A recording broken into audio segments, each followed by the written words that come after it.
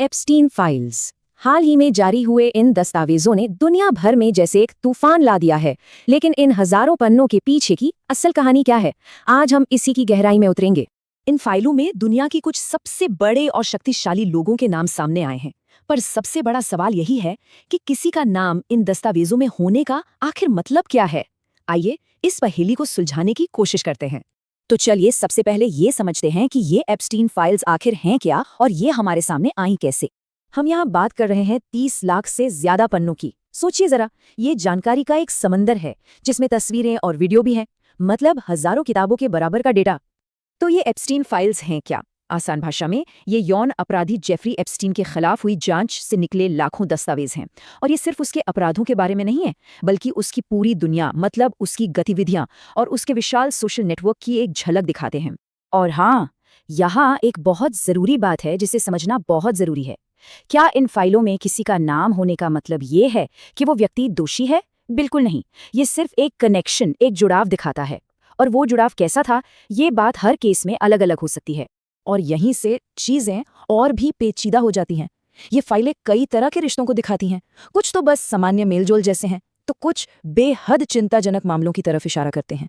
इसको बेहतर ढंग से समझने के लिए इन कनेक्शंस को 4 हिस्सों में बांटा जा सकता है। पहला है सामाजिक और यात्रा, जैसे डिनर की प्लानिंग या फ्लाइट रिकॉर्ड्स। इसमें गूगल के को फाउंडर सर्गेई ब्रिन और पूर्व अमेरिकी राष्ट्रपति बिल क्लिंटन जैसे नाम हैं। फिर आता है व्यापार और वित्त, जिसमें हॉवर्ड लिंटनिक और रीड हॉफमैन जैसे लोगों से बातचीत है। तीसरी कैटेगरी थोड़ी परेशान करने वाली है, समझौतापूर्ण ईमेल, जिसमें आपत्तिजनक बातचीत शामिल है, जैसा कि स्टीवन टिश और रिचर्ड ब्रांसन के साथ हुई। और चौथी सबसे गंभीर कैटेगरी है सीधे आरोप, जिसमें पीड़ितों ने एंड्रू माउंटबैटन विंडसर जैसे लोगों पर सीधे सीधे गलत काम करने के आरोप लगाए हैं। कुछ बातचीत तो सच में चौंकाने वाली हैं, जैसे जब एप्स्टीन ने एक महिला की तारीफ की तो एक एनएफएल टीम के मालिक स्टीवन टिश ने जवाब में पूछा, प्रोफेशनल या आम नागरिक? ये एक छोटा सा सवाल अपने आप में बहुत कुछ कह जाता है ना? अब देखते हैं कि ये नेटवर्क कितना ऊपर तक और कितनी दूर तक फैला हुआ था। राज परिवार से लेकर दुनिया के सबसे बड़े नेताओं तक। रॉयल फैमिली के साथ एप्स्टीन के रिश्ते काफी गहरे थे। ब्रिटेन के एंड्रू माउंटबैटन विंडसर का नाम सैकड़ों बार आता है। जी हाँ, सैकड़ों बार। उनकी पूर्व पत्नी सारा फर्ग्यूसन ने तो एक ईमेल में एप्स्टीन को अपना भाई तक कह दिया था। और तो और नॉर्वे की क्राउन प्रिंसेस मेटे मैरिट को भी अपनी दोस्ती के लिए पब्लिक में माफी मांगनी पड़ी। लेकिन बात सिर्फ राज परिवार तक ही नहीं थी। इन फाइलों में दुनिया के बड़े नेताओं का भी जिक्र है। और इसमें भारतीय प्रधानमंत्री नरेंद्र मोदी से जुड़ा एक हैरान करने वाला ईमेल भी मिला, जिसमें यह दावा किया गया कि मोदी ने एप्स्टीन की सलाह पर काम किया था। हालांकि इस दावे पर भारत की प्रतिक्रिया बहुत तेज और साफ थी। विदेश मंत्रालय ने इसे एक सजायाफ्ता अपराधी की घटिया बातें कहकर सीधे सीधे खारिज कर दिया। और ये जो विरोधाभास है ना, पब्लिक में कुछ और प्राइवेट में कुछ और, ये इन फाइलों में बार बार देखने को मिलता है। एक तरफ भारत के मंत्री हरदीप सिंह पुरी भारत में निवेश लाने के लिए एप्स्टीन से मिल रहे थे, वहीं दूसरी तरफ एप्स्टीन अपने प्राइवेट ईमेल्स में भारत के लिए अपमानजनक शब्द इस्तेमाल कर रहा था। तो जब ये दस्तावेज दुनिया के सामने आए तो हुआ क्या?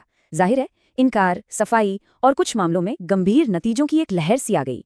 यहाँ देखिए, एक तरफ सार्वजनिक बयान और दूसरी तरफ फाइलों में मिले सबूतों के बीच एक सीधा टकराव। अमेरिकी वाणिज्य सचिव हॉवर्ड लटनिक ने दावा किया कि उन्होंने दशकों पहले एप्स्टीन से सारे रिश्ते तोड़ दिए थे। लेकिन ईमेल तो एक बिल्कुल अलग ही कहानी बता रहे थे। और कुछ लोगों के लिए तो नतीजे बहुत जल्दी और बहुत गंभीर थे। केसी वासरमैन को माफी मांगनी पड़ी। मिरोस्लाव लैज़ॅक और पीटर मेंडेलसन जैसे बड़े राजनेताओं को या तो इस्तीफे देने पड़े या अपनी पार्टी ही छोड़नी पड़ी।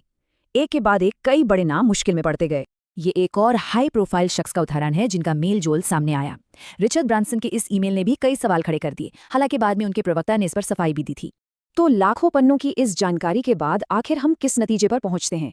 इन फाइलों का असली मतलब क्या है? देखिए, सबसे अहम बात यह है कि ये दस्तावेज सिर्फ एक इंसान के अपराधों की कहानी नहीं है। नहीं, ये उस पूरे सिस्टम की तस्वीर पेश करते हैं जहां ताकत और कनेक्शन ही असली करेंसी थे। एक ऐसा सिस्टम जिसने एक सजायाफ्ता अपराधी को भी दुनिया के सबसे शक्तिशाली लोगों के बीच अपनी जगह बनाए रखने दी। आखिर में ये फाइलें प्रभाव के एक बहुत बड़े जाल का पर्दाफाश करती हैं, लेकिन ये हमें सत्ता की असलियत और जो लोग इसे संभालते हैं उनकी जवाबदेही के बारे में क्या सिखाती हैं?